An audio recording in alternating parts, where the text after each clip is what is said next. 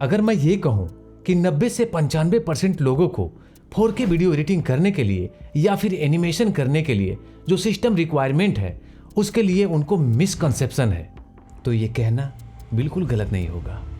बहुत सारे लोगों को लगता है कि मैं 30 से 40 हज़ार का सिस्टम लेकर के 4K वीडियो एडिटिंग कर लूँगा, एनिमेशन वगैरह कर लूँगा। और बहुत सारे लोग तो हाई एंड सिस्टम भी ले लेते हैं और उनको आइडिया नहीं होता है कि वो अपना नुकसान भी कर रहे हैं।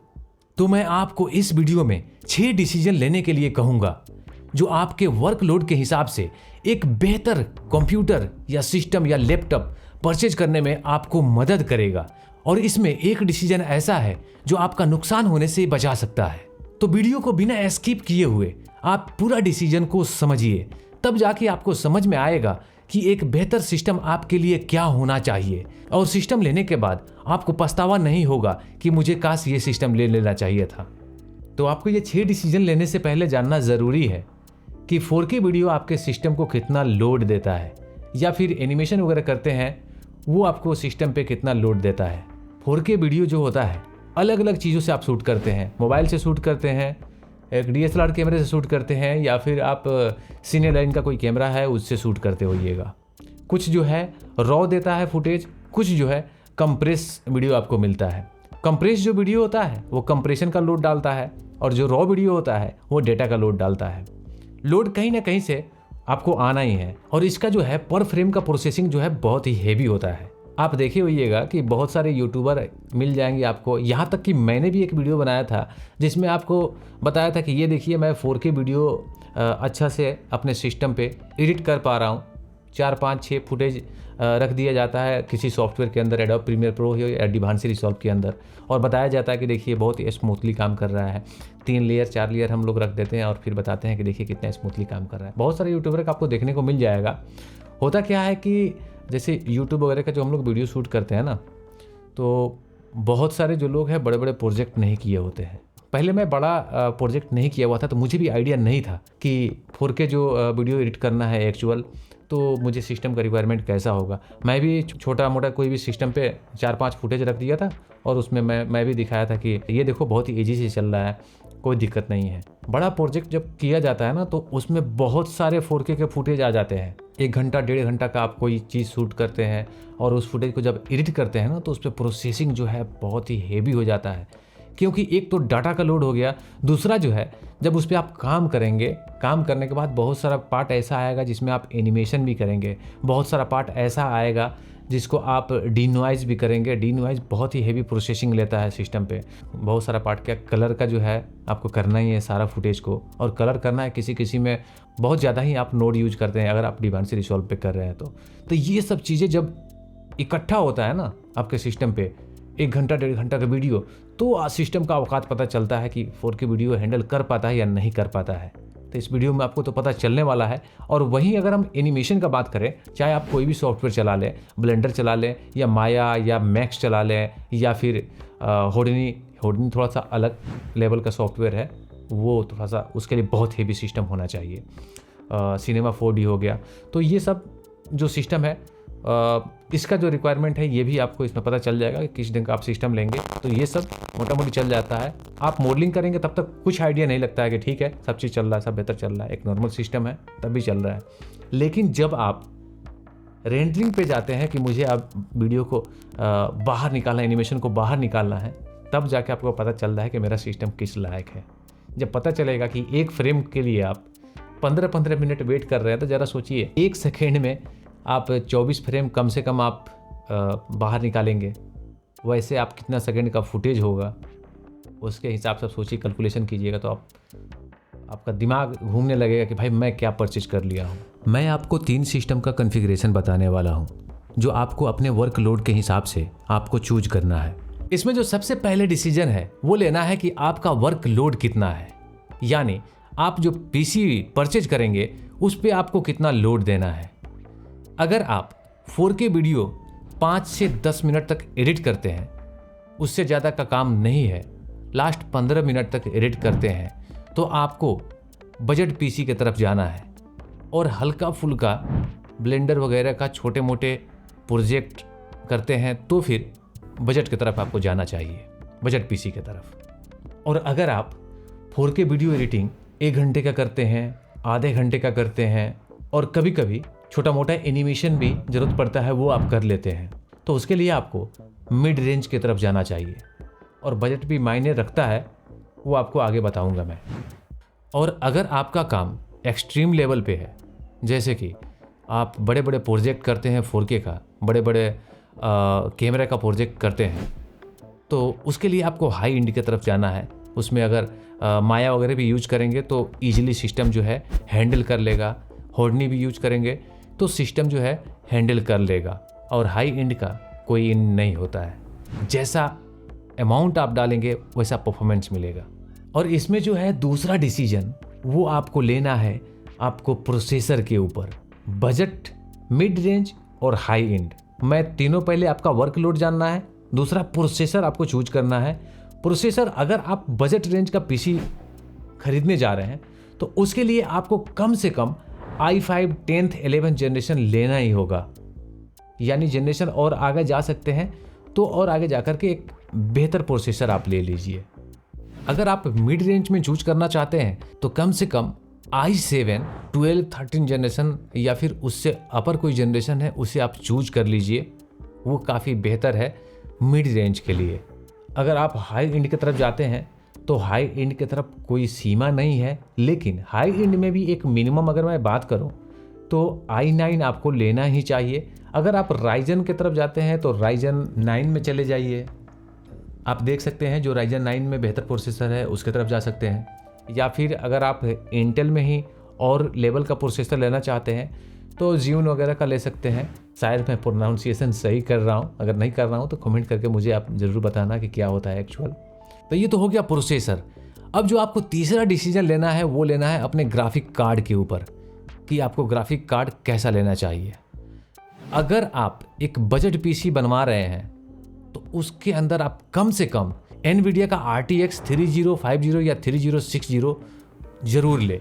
अगर आप मिड रेंज की तरफ जाते हैं तो उसके लिए आप कम से कम 4070 की तरफ जाएं, या उससे थोड़ा सा ज़्यादा पैसा लगा सकते हैं तो 4080 की तरफ जाएं। ये बहुत ही अच्छा ग्राफिक्स कार्ड है NVIDIA का RTX 4080 या 4070। तो अब आते हैं हाई एंड की तरफ। भाई उनको कौन सा ग्राफिक्स कार्ड लेना चाहिए? हाई एंड के लिए तो हाई एंड ही होता है ना, वो तो भाई कुछ भी ले सकते हैं। अरे जो मिडिल क्लास वाले बजट वाले उनके लिए थोड़ा सा दिक्कत है, लेकिन हाई एंड वाले के लिए कोई दिक्कत नहीं है। भाई साहब आपके लिए तो 4090 बोलूँगा जाहिर सा बात है, या फिर उससे लेटेस्ट कोई है तो उसको आप ले लीजिए, बेहतर है आपके लिए, बहुत ही बेहतर है। और जो चौथा डिसीजन है वो लेना है आपको रैम के ऊपर। अगर आप बजट पीसी बनवा रहे हैं तो उसके अंदर कम से कम आपको 16 GB रखना है। मैं रिकमेंड करूंगा कम से कम आप 32 रखो, क्योंकि अगर आप 4K वीडियो एडिट कर रहे हो और 16 GB रैम होगा तो आपका सिस्टम हैंग करने लगेगा, लैग करने लगेगा। थोड़ा बहुत इधर उधर करोगे तो चल जाएगा, लेकिन हैंग करने लगेगा। 32 GB कम से कम आप रखो उसमें। और डिपेंड करता है कि आप प्रोसेसर उसमें जो है कौन सा जनरेशन का यूज कर रहे हो, उसके हिसाब से आप DDR4 और DDR5 चूज कर सकते हो। अगर आप मिड रेंज की तरफ हैं तो कम से कम आप 32 GB आपको लेना चाहिए रैम।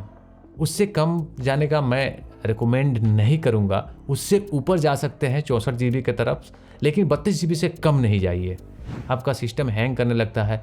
एनिमेशन वगैरह जब आप कीजिएगा या फिर आफ्टर इफेक्ट्स या अगर एडवांस रिसॉल्व में फ्यूजन वगैरह चलाइएगा तो आपको प्रॉब्लम क्रिएट करने लगेगा, जाहिर सी बात है। ये आपके बजट के ऊपर भी डिपेंड करता है कि आप DDR4 की तरफ जाना है कि DDR5 की तरफ, और आपका प्रोसेसर जो है वो सपोर्ट करता है कि नहीं। तो अब आते हैं हाई एंड की तरफ। अगर इसमें आपको रैम लेना है तो भाई आप 64 GB की तरफ आपको जाना है कम से कम, उससे नीचे नहीं आइए। उससे नीचे आने के बाद ये सिस्टम इतना हेवी लेने का कोई मतलब नहीं बनेगा, मज़ा नहीं आता है। आप 64 GB जाइए, उससे ज़्यादा हो सके तो आप 32 GB का 4 स्लॉट डालिए अपने सिस्टम के अंदर, तब मज़ा देखिए सिस्टम का, बहुत ही मज़ा आएगा आपको सिस्टम चलाने में। अगर आप 64 GB की तरफ जाएंगे या फिर उससे ऊपर जाएंगे तो आप DDR5 की तरफ ही जाना, DDR4 की तरफ नहीं। और जो पांचवा डिसीजन है, इसमें बहुत सारे लोग कंप्रोमाइज़ करने का सोचते हैं, जो है स्टोरेज। ये आपको बिल्कुल नहीं करना है। जो स्टोरेज है वो आपको HDD नहीं लेना है। अगर आप बजट पीसी बनवा रहे हैं तो उसमें आपको सी ड्राइव के लिए कम से कम 500 GB का SSD लेना है, यानी NVMe जो आपका मदरबोर्ड में लगता है जितने भी नए जनरेशन के जो आते हैं, तो वो सबसे बेहतर रहेगा। अगर आप डाटा स्टोर करने के लिए ले रहे हैं उसके लिए HDD ले सकते हैं। अगर आपको 4K फुटेज रख के वीडियो एडिट करना है तो उसके लिए SSD होना ही चाहिए, नहीं तो आपका सिस्टम लैग करने लगेगा। नॉर्मल हार्ड ड्राइव पे आप अपना फुटेज रखेंगे और वहाँ से एडिट करेंगे तो आपका सिस्टम लैग करने लगेगा और स्मूथली वर्क नहीं करेगा। और मिड रेंज को अगर लेना है 1 TB कम से कम लें सी ड्राइव के लिए, और उसके अलावा आप जो है अपना जो फुटेज रखेंगे उसके लिए भी 1 से 2 TB का आप SSD यूज करें, NVMe यूज करें। आप नॉर्मल फुटेज रखने के लिए, सिर्फ डाटा स्टोर करने के लिए आप ले सकते हैं HSD। बाकी मेरा रिकमेंडेशन नहीं है, वो भी कहीं ना कहीं सिस्टम लैग कराता है अगर आप इंस्टॉल करके उसमें रखते हैं तो। हाई एंड पीसी के लिए स्टोरेज आपको 1 TB ही लेना है। उसमें आपको देखना है कि स्पीड ज़्यादा होना चाहिए। 5000 Mbps या 7000 या 8000 Mbps वाला SSD आपको चूज करना है। और जो है स्टोरेज के लिए आप वहीं NVMe का ही यूज़ करें, वो बहुत ज़रूरी है स्टोरेज के लिए। तभी जो आपका सिस्टम है बहुत बेहतर वर्क करेगा, नहीं तो लैग करने लग जाता है। बड़े बड़े सिस्टम भी लैग करने लग जाते हैं HDD को लेकर के। तो सिर्फ इतना ही से सिस्टम नहीं बनता है, इसके लिए और सारे कंपोनेंट का आपको ज़रूरत पड़ता है। लेकिन मेन ये जो 4 मैंने चीज़ें बताई, प्रोसेसर, ग्राफिक्स, रैम और स्टोरेज, ये बहुत ही इम्पोर्टेंट है। इसके हिसाब से बाकी आपका जो सारा चीज़ है वो ले सकते हैं। मदरबोर्ड ले सकते हैं। जो प्रोसेसर है उसके हिसाब से आपको कूलिंग पे ध्यान देना होगा। मैं जो है क्या करता हूँ कि डिस्क्रिप्शन में जो है इसका पूरा डिटेल्स मैं डाल दूंगा कि बजट रेंज के लिए कूलिंग सिस्टम कैसा होना चाहिए, मदरबोर्ड कैसा होना चाहिए और SMPS कैसा होना चाहिए। ये जो SMPS है ना, ये आपके प्रोसेसर और ग्राफिक्स कार्ड के हिसाब से लगवाना होता है, नहीं तो वो कहीं ना कहीं पावर जो है सही से नहीं मिलता है। तो ये जो आपके प्रोसेसर हैं या फिर ग्राफिक्स कार्ड, ये परफॉर्म सही से नहीं करते हैं।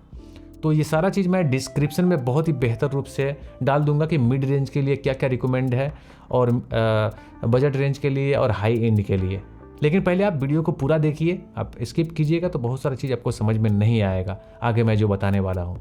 और ये जो छठा डिसीजन है ना, ये बहुत आपको सोच समझ के लेना है, ये आपके नुकसान होने से बचाएगा।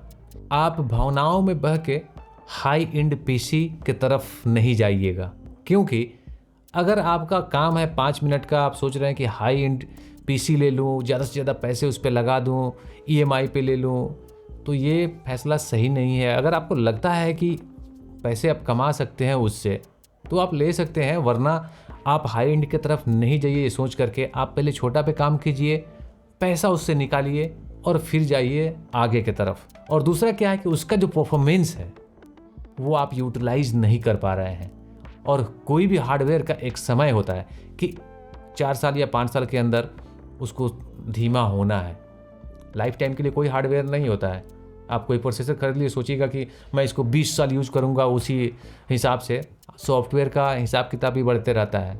आप कम से कम पैसे का पीसी लेने का कोशिश कीजिए। अगर आपका पैसा निकलता है तो ज़्यादा का जाइए, लेकिन नहीं पैसा निकलने वाला है उस पर आप एक्सपेरिमेंट करने वाले कम दाम का लीजिए।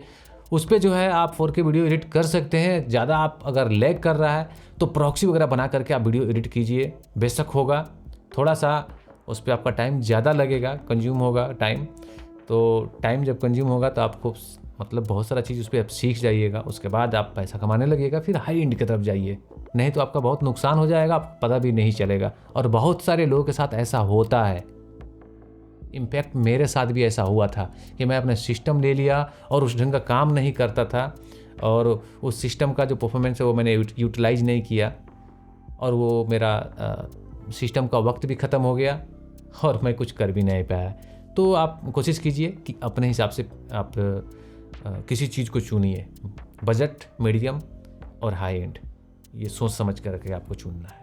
अब कुछ लोगों को है पोर्टेबल सिस्टम चाहिए होता है, जैसे लैपटॉप चाहिए होता है, या फिर कुछ लोग जो है एप्पल वगैरह का डिवाइस यूज करते हैं, तो उनके लिए भी सजेशन है। अगर आप 4K वीडियो एडिटिंग सिर्फ करना चाहते हैं और एक डेस्कटॉप लेना चाहते हैं, तो मैं रिकमेंड करूंगा मैक मिनी की तरफ जाएं, बहुत ही बेहतर है।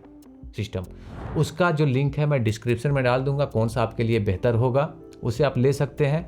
अगर आप लैपटॉप की तरफ जाते हैं तो आप मैकबुक एयर की तरफ जा सकते हैं या फिर मैकबुक प्रो की तरफ जा सकते हैं। ध्यान रहे कि रैम जो है 16 GB प्लस होना चाहिए, स्टोरेज जो है 512 GB प्लस होना चाहिए, उसके तरफ जाएं। और बेहतर प्रोडक्ट का लिंक मैं नीचे डाल दूंगा। लेकिन अगर आपको एनिमेशन सॉफ्टवेयर वगैरह चलाना है तो आप मैक की तरफ नहीं जाएं, उसमें बेहतर अभी वर्क नहीं करता है।